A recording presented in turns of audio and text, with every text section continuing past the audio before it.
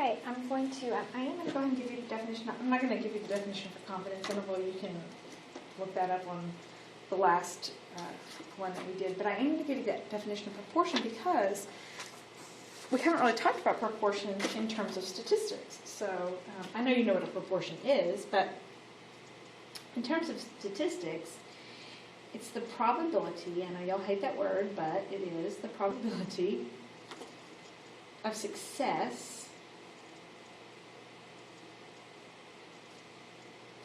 in a single trial.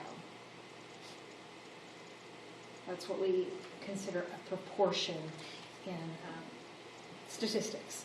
All right, so you know what confidence intervals are. They're the interval that estimates whether or not the actual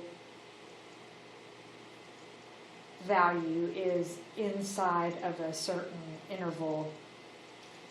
It's whether or not we can claim with a sample that the actual value is inside of a certain interval. Anyway, we've just spent a whole lot of time doing those with means, and so now we're just going to do it with what's called a population proportion. So it's very similar to before, to what we've been doing before, but it is going to involve some new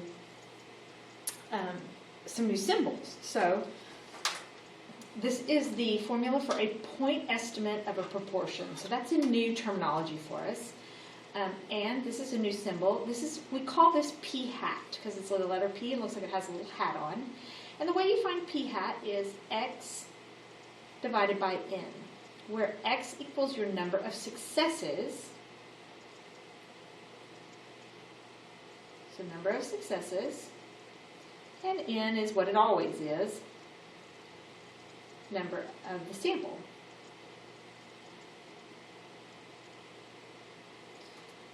So the number in the sample, the number of the sample size, I should say, n, not of. The number in the sample. So the two steps to finding the sample proportion is we need to identify x and n,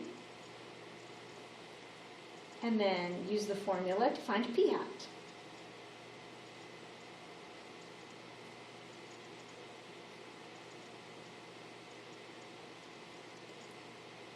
So I'll refer to that as p hat. Anytime I say p hat, you know that's what I'm talking about.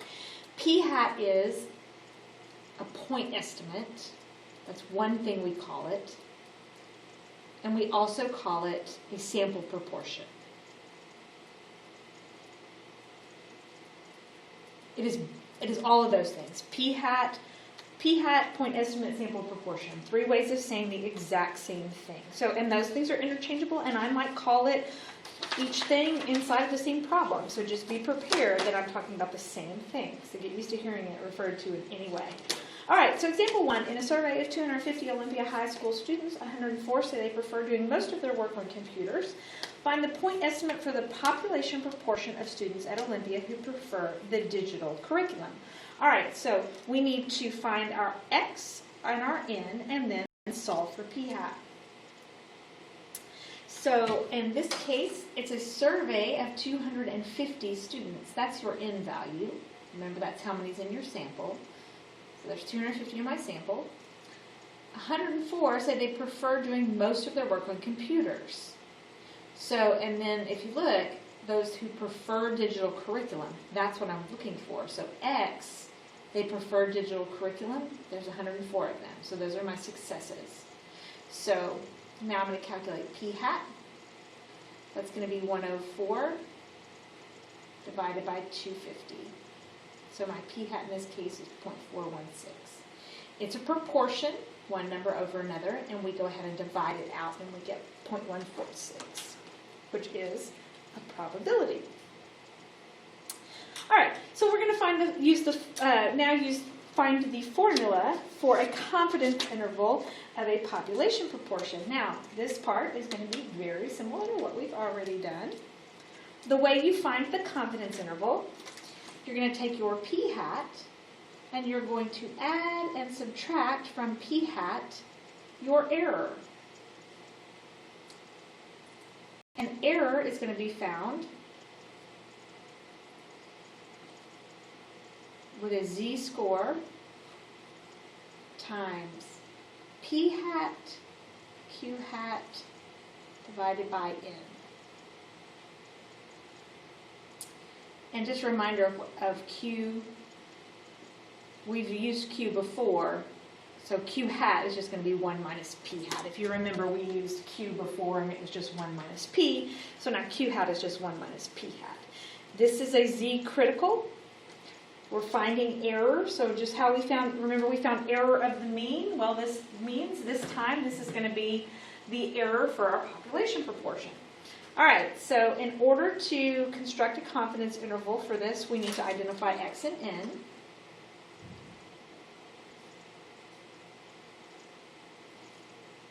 Calculate P hat. Now,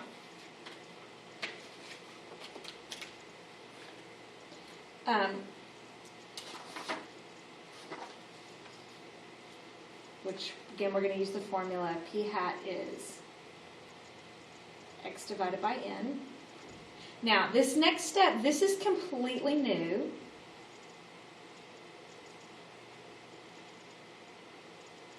We have to verify normality. And the way you're going to do that, you only have to do that when you're doing a point estimate, or if you're doing P hat, if you're using P hat. Our others that we did, our sample error of the means, both large and small samples. Remember, we use a T table if it's a small sample, and that is helping us to adjust for normality. If it's a large sample, then we can say it's normally distributed. In this case, because we're using population proportions, we have to verify normality with this particular formula, N times P hat, and I need it to be greater than or equal to 10, and N times Q hat also needs to be greater than or equal to 10. So I'm going to check for both of those to be true in order to apply normality to this situation. And we'll do one in just a second. Then we're going to find the Z critical.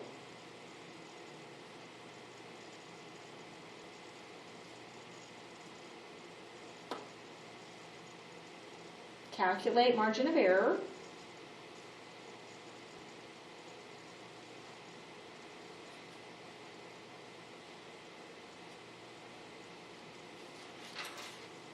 And there's your margin of error formula, and then find the left and right endpoints of the interval.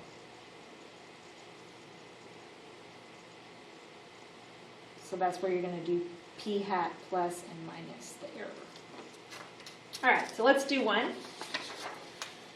95% confidence interval to estimate the population proportion of students who prefer the digital curriculum. So remember, we already did, this is the same problem we were doing just a minute ago.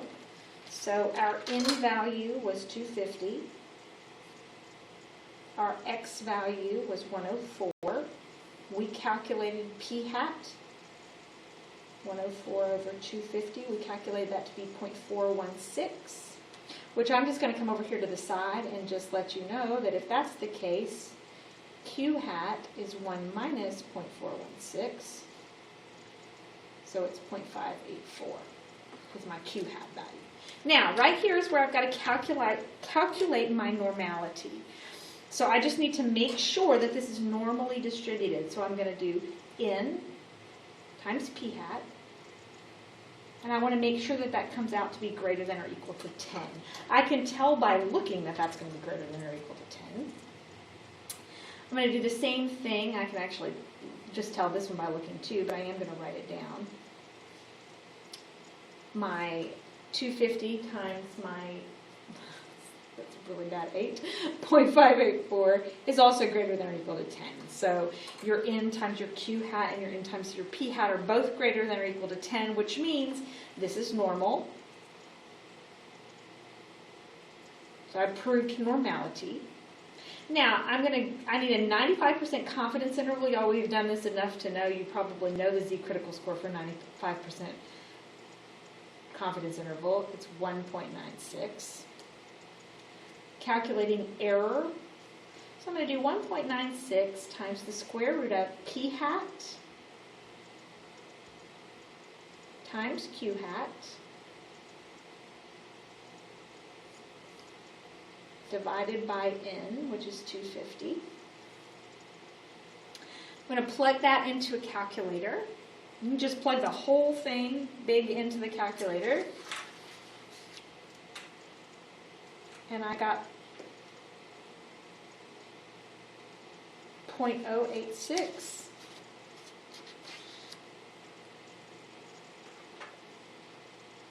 Oh, I'm sorry, 0.086. I don't even know where I got that.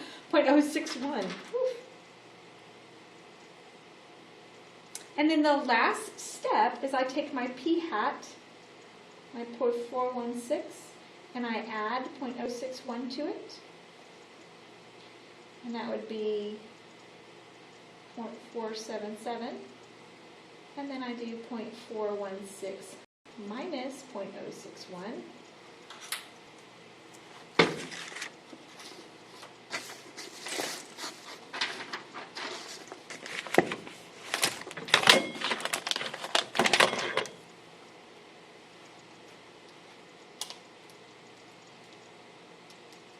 And I get 0.355.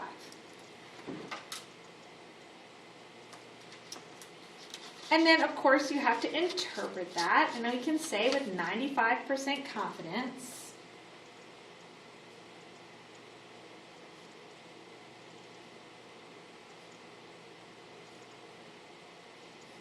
that the point estimate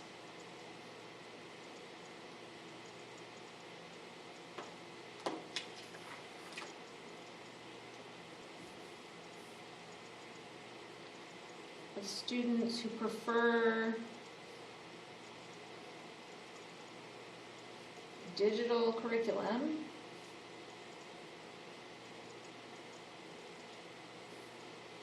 is between 0.355 and 0.477.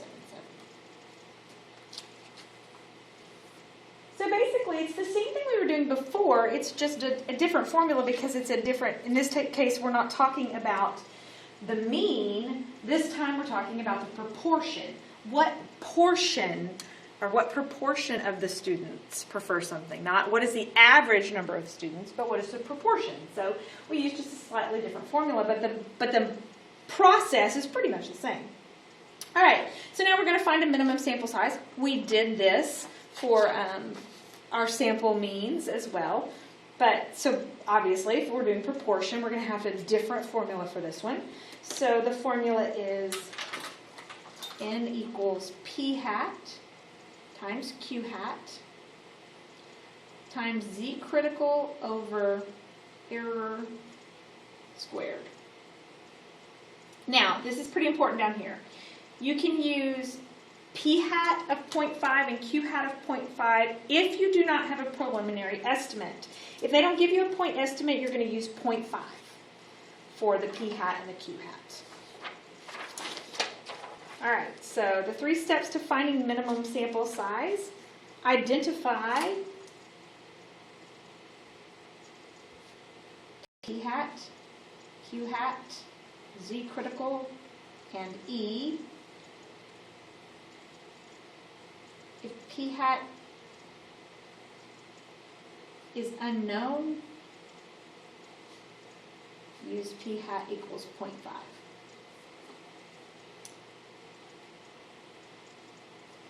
Plug into formula and interpret. All right, here we go. You're running for student government president and you want to estimate 95% confidence the number of students who will vote for you. You want your estimate to be accurate within 5% of the true proportion. Find the minimum sample size needed if no estimate is given. So on this first one, if no estimate is given, my p hat is 0.5, my q hat is 0.5, my z critical, because I'm using 95%, is 1.96, and my error is 0.05. So we're going to plug into the formula. N is going to be p hat times q hat times z critical over error squared. And you just plug that into a formula, into the calculator. When I plug that in and calculate, now remember, if you get a decimal of any kind, which I do, I get 384.16, but I have to round that up. At least 385 students need to be in the sample.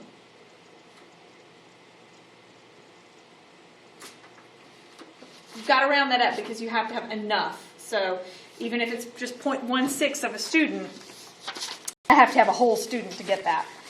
All right, so the next, let's do the same thing, but this time we have a, they gave us an estimate for p hat. So my point estimate is 0.29, which means my q hat is 0.71. Z critical is still 1.96, error is still 0.05. Calculating your n value, 0.29 times 0.71 times 1.96 over 0.05 squared. And that's going to be